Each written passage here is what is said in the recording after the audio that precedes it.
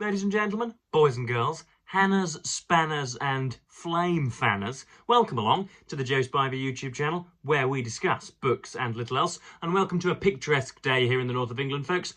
Finally, some of that horrendous weather has gone away. The perceived temperature is -2, which is positively Shackletonian, but at least we've got some sun and some clarity so that the divine and redoubtable presenter of this channel can come to you, viewable, which is nice. But yeah, first of all, my prayers, I suppose, even though I'm not religious, my thoughts, I suppose I wanted to say. Stop it with the religious euphemisms, Joe. My thoughts are with anybody connected with any resident of Malibu or the Californian coast, which has been affected by the firesome ravishings of Mother Nature recently. It has been to the shock and to the appalment of I think nearly everybody who's been watching the news, that entire regions the size of most British cities have been torn through by the flames over in California. So any of you experiencing the wildfires who've had to jump sticks, I hope I can provide perhaps even the most minor relief from your vicissitudes. My thoughts go out with you, and yes, anybody affected, then keep going, folks. Crack on, chaps. I'm sure you'll be all right in the end. Second of all, it is not my pleasure. It is to my utmost displeasure this morning that I am announced the damnation of the entire world. I watched the press conference which Donald Trump performed or oversaw the other day at Mar-a-Lago, and I think I might need to bring the benighted Steve Donoghue into this conversation. Again, I will be getting into some writing and some reading, folks, but you'll have to allow me to pavenize for a short time. Again, for those of you playing Joe Spivey Verbal Bingo, pavenize is worth 15 points this morning because I learned the word yesterday. I believe it's to walk about like a peacock. To pavenize in public is to show your plumage in a rather Darwinistically advantageous way. But anyway, yes, I need to bring Steve Donoghue into this because again, if you're not aware, he is the way-faced Bostonian book critic who has taken a regrettable hiatus from BookTube, but I am going to shoehorn him in if it kills both me and himself.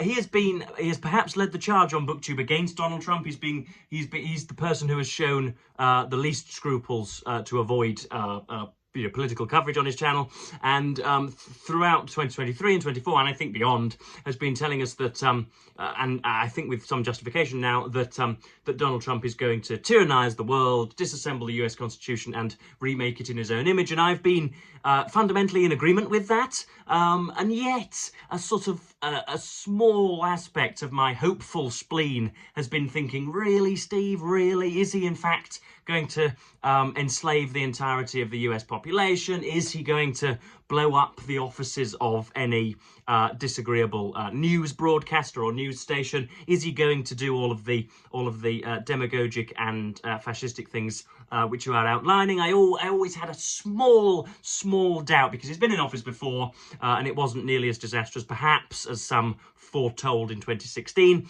And yet, yesterday, or the day before rather, I got every single confirmation of Steve's clairvoyance or rectitude, because Donald Trump held a press conference in which he espoused his desire to, if not amphibiously take Greenland, then to have it brought under the American fold. He did the very, very same with Canada and announced it as the 51st state. He announced his desire to rename the Gulf of Mexico the Gulf of America because they are there, to quote the great man, the great orator, I think. And indeed, he did not rule out the use of military force to take what he believes to be the Panama Canal, which is Chinese dominated somehow. So that was perhaps the scariest thing I've ever heard come from a president's mouth.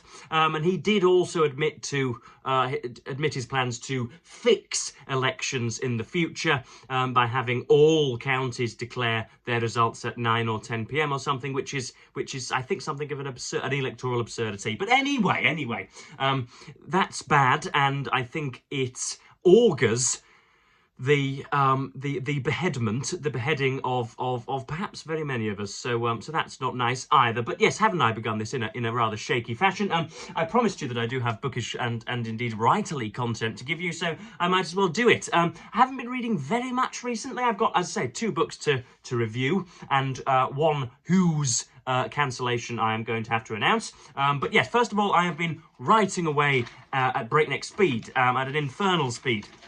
And as you can see here, here's the proof. I write in longhand, and I've been, as I say, contributing another short story to my what is going to be a novel, which will double as just a collection of short stories. In the way that you've all seen, there are collections of Conan Doyle's short stories, you know, his Holmesian short stories, which are novel in length and have something of each one is rather connected to the other 7 or 8 or whatever, and that is how I'm writing it. You can read each story separately, but it would be better if you read it in chronological order. And so yes, that's good. I didn't want to authorially connect myself with Sir Arthur Conan Doyle at such an early stage. That would be contumacy of the highest order, wouldn't it? But you know what I mean. I'm doing short stories and therefore getting myself an 80,000 word manuscript. I've written 6,000 words in 3 days. And so yes, this is what I do. I write in longhand, and then once I've typed it up onto my laptop, I tick it. I put a big tick through the breast of the page, and then move on. So we've done, you know, 15, 16, 17, 18 A4 pages in the last 3 days, and it's absolutely sprawling from me, folks. I am most inspired at the moment, so that's good, I suppose. And I don't doubt that I will do more videos on that subject, and I will dedicate entire videos to it in due course. But we do have 2 books for those of you with your sea legs or your spivey legs who have managed to get over to this point. Congratulations. Let us begin with the actual bookish content. First of all, we have something I read last week, which I may have brought up and may even have flashed before your faces, but didn't quite really review or look upon or dwell upon. It is Very Good Jeeves by P.G. Wodehouse. I got this for Christmas, and it was everything that I intended it to be. I thought when I was putting it on my Christmas wish list that it was one long novel, like The Code of the Woosters or Heavy Water or Summer Lightning or whatever. I thought it was going to be a 300-page continuous novel, or like Right Ho Jeeves, but no. Very Good Jeeves is a collection of stories, and it has all of the Woosterian farces that I have come to adore. And I thought I would read just one small section. This is Bertie Wooster, who has. I needn't really explain who Bertie Wooster is. He is a feckless, fickle, but still sort of minor aristocrat who has been, I think, probably via his career at fee-paying education, has been imbued with a self-magnificence that does not tally with the reality or the facts. And he has a friend by the name, I believe is it Tuppy? Or Sippy, rather. Yeah, fellows like Sippy. He is at a newspaper. He's working in a newspaper, and Bertie Wooster must dissuade his father-in-law from coming to him with stories which do not match with his paper's output. So his friend runs Sippy. His friend Sippy runs a magazine which is concerned largely with light matters. And yet his father-in-law keeps coming into his office with stuff on Augustinian translation or Homeric Greek or Thucydidean natures, whatever. And obviously Sippy doesn't really want to irk his father-in-law, but finds that he must. And this is Sippy's conversation with Bertie, and something which is I think just absolutely magnificent. And if you like the nature of this paragraph, then you'll love the Wodehouse oeuvre. Well, I'll tell you how I feel. This is Sippy talking to Bertie. I feel as if I were in the lower fourth again and had been sent up by my form master for creating a disturbance in school. That happened once, Bertie, and the memory still lingers. I can recall it as if it were yesterday, knocking at old Waterbury's door and hearing him say, "Come in," like a lion roaring at an early Christian, and going in and shuffling my feet on the mat, and him looking at me and me explaining, and then, after what seemed a lifetime, bending over and receiving 6 of the juiciest on the old spot with a cane that bit like an adder. And whenever he comes into my office now, the old wound begins to trouble me, and I just say yes sir and no sir, and I feel like a kid of 14. And this is Worcester. I began to grasp the posish. The whole trouble with these fellows like Sippy who go in for writing is that they develop the artistic temperament, and you never know when it is going to break out. So there are, I think there are 10 stories in here, and there is, as I say, there is in the last story at least, I thought, or perhaps it was the penultimate story, I can't remember. There was an appeal to seriousness. I think, as I've said before, there's an awful lot more going on in these pages than some third-rate critics would have you believe. People think he is laughably unserious, when in fact I think there is a drive to more. The works of the immortal bard William Shakespeare were very seldom out of his hands, if the testimony of his contemporaries are to be believed. And yes, in the final section you have got a dishonourable, or a waitress who is betrothed, of course, to a member of the aristocracy, and his aunt, who is Bertie's friend, doesn't approve, and so there is all sorts of socio-economic musings, I suppose, contemplations and justifications in there. So that was jolly good, and I soared through it. I ran through it very, very quickly indeed. But I certainly did hoist this up in a recent book haul for you guys. This is Roy Jenkins' Gladstone. A biography written and published in what year? 1995. And I mentioned that I knew not very much about Gladstone, but was almost culturally aware of his prime ministerial and perhaps oratorical preeminence, and so wanted to know an awful lot more. I'm intrigued slightly, not massively, but slightly intrigued by his dicings with Benjamin Disraeli, when they were both key members of the Commons, and when they would both speak beautifully for 2 hours at a time, which is, I think, beyond the limit of even this most verbose little blighter. So yes, I was interested in Gladstone and wondered how Roy Jenkins would do it, and was getting on just well and fine. He was born in, I think, 1809 in London to a tectonically rich gentleman, father by the name of John Gladstone in Liverpool, who was a merchant and was not entirely unconnected with shipping slaves over to West Africa, from West Africa, in order to pick cotton, and so there is, I think, certainly anyway, some moral ambiguity regarding the derivation of that wealth, and so Jenkins does well to point out that today the Gladstone family would have the equivalent of 50 million per annum to live on, or whatever. They are absurdly rich. And William, we don't get much on the childhood, considering, I mean, we've got exhaustive diary entries, very many biographies written before this, I don't doubt, and yet he is very, very scant on age sort of 0 to 15, which I quite like in biographies. I quite like to see what Kennedy did in the playground and what Stalin was doing in his crib. I like all of that information because it takes it removes very important figures from their high enthroned place and puts them among us proletariats. So I like that, and didn't get nearly enough of it, or as much of it as I would like.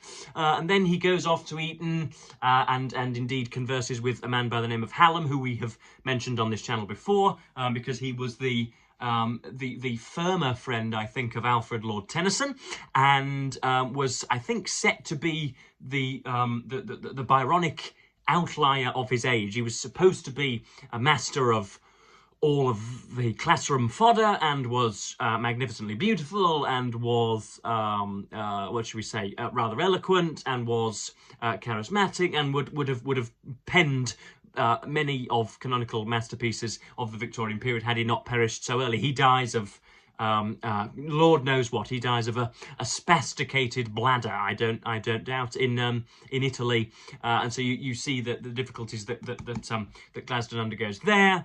You have, I believe, he was an Anglo-Catholic, as Roy Jenkins described it. He was a very, very, very stern and ascetic young man, sometimes embarrassingly prudish in some of his letters, and yet then jollies off with a few prostitutes later on, and makes sure to what should we say, right their wrongs, and manages to walk around with prostitutes in the dead of night and not arouse any suspicion from any of his biographers as to his behaviour and comportment during those times. So that's a strange bit as well.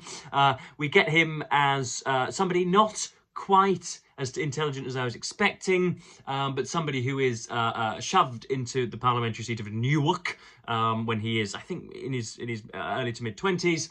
He then goes on the traditional grand tour and helps an ailing sister by the name of Helen, and marries a lady by the name of Catherine Glynn, who puts up, as most wives of the period were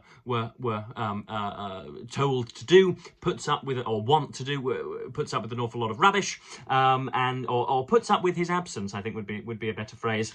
So yeah, I've got a few sections that I want to highlight. This was Jenkins talking about his early oratory and his Gladstone the student, and Gladstone the not the ankle biter, but Gladstone the tutor questioner, shall we say.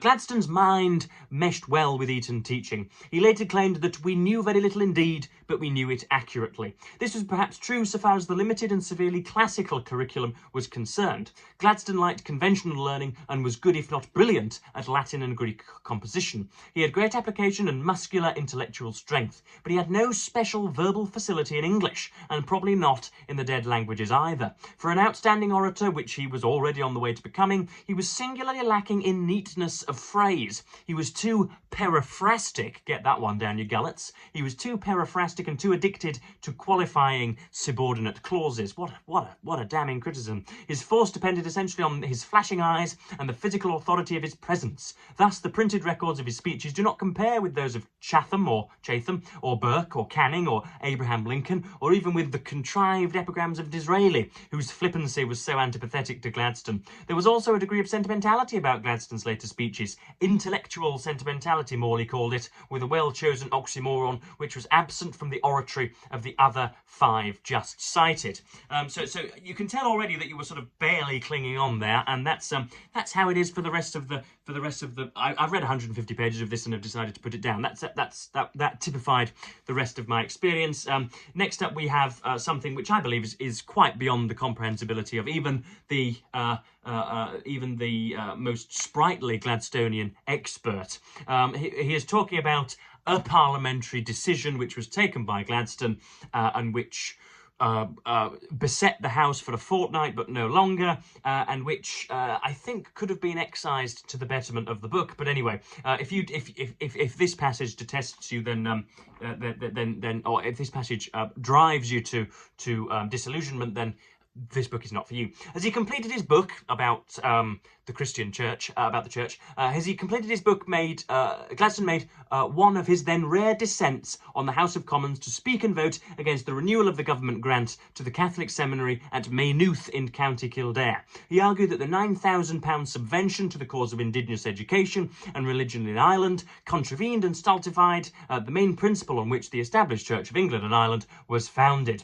Both the future Roman Catholic converts were in favour of this act of unyielding intolerance, which was to build up vast trouble for Gladstone in the mid-1840s.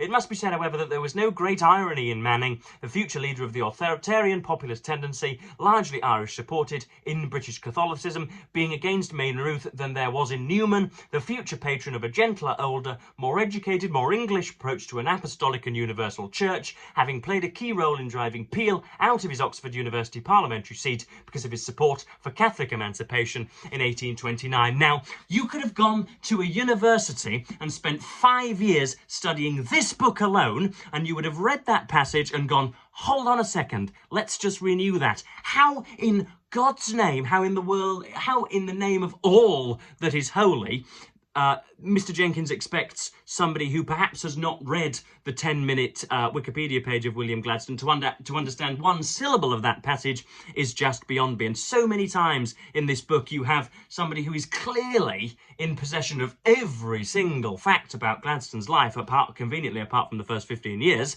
and gets rather fact happy, gets rather knowledge happy, and just wants to cram it into every single paragraph and does not know when to let a decent sentence die. His clauses swing like chandeliers from the roof. They're so heavy and so loathsome at times. But anyway, that's me just chuntering on. You know, when I see this in my own writing sometimes, when there are that many rivulets to a particular point, to a particular sentence, you have Gladstone's main parliamentary position, and then you have reasons why, and then you have detractors, and before long you have been boated down a rivulet from which you cannot safely return, and you just check out of an entire page and think, well, I'll wait for him to begin the next paragraph and hope to cling on then. And so it's partly through exasperation, as I'm sure myself and my haggard diaphragm are indicating to you. So yeah, that's